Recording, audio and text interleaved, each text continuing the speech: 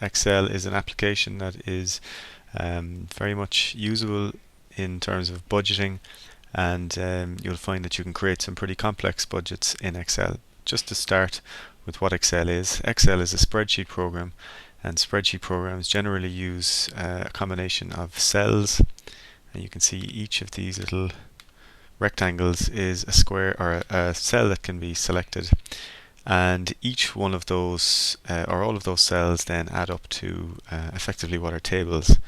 So you can see here we have a number of cells grouped together that form what looks like the section of a budget. Now, in effect, the entire spreadsheet is a kind of table that I can enter something in this cell here, and then I can pull out that information over here, and it doesn't matter where you are in the spreadsheet. Any of these cells can be used in conjunction with each other. But when we're drawing up a budget, then we need to group things together that kind of mean something in terms of our budget.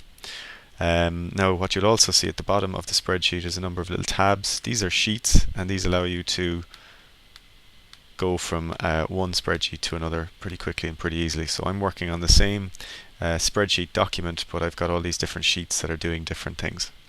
Okay, back to the cells. Now, each cell is like an individual component, and that can be identified by its letter and its number. So as a table, it works with rows and columns. The columns are all identified as letters, and the rows are identified as numbers. So if I were to select this cell, you'll see that this cell is C7, and you can see that written up here in the top left hand side.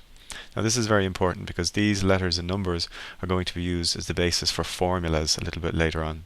But just for the moment, that you know that there are cells and each one has its own unique label or identifier up here. Now, next to that you have a little field, and this contains information or content for each one of the cells. Now, what I can do here is I can type something in here. You'll see it's also written up here, but you can do it in reverse rather. You can type it up there and it'll appear down here.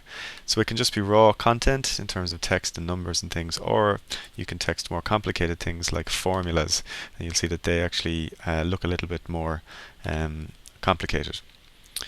Okay, so each cell can have a piece of information, text or a number or something like that. You've seen how to add text. Now, if you wanted to format the cells so that they look a little bit more like structured tables, then you can select single cells, multiples of cells, as many cells as you want, and you can use this guy up here in between the format color and the format text buttons, and this will allow you to create borders.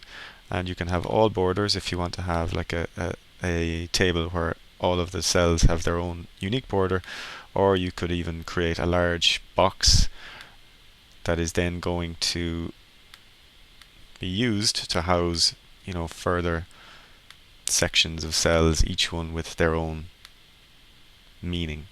So this formatting is going to be creating some sort of meaning, such as this one, which allows me to break down things like unit price and total and things like that. So it really is up to what you need to do with it, but for a budget you really don't need any more knowledge than how to structure a table using those borders.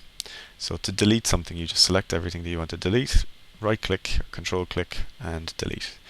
When it asks you which way do you want the cells to move to